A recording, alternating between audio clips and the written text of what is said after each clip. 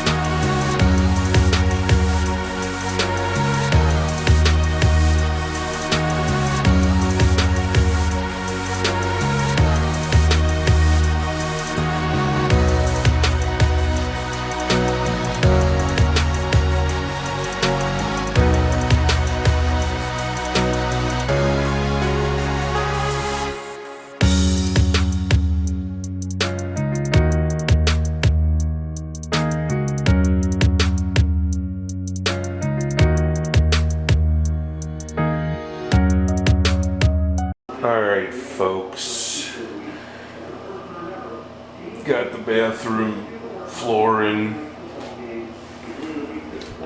Got the kitchen floor in. I don't really want to walk on them because I have glue and I want that to set up, and I rolled it and I don't want like footprints. I mean, I have walked on it, but I don't want to continuously make bubbles. I want it to like dry and suck down properly. It's Friday. Monday I'm going to come with water lines so I could put the vanity in. I'm going to clean the toilet, put the toilet back in, so I need to pick up a wax ring. I need to pick up black trim molding to go all the way around in here. I'm going to cut a little strip underneath the tub, full size across the back, and all my situations here.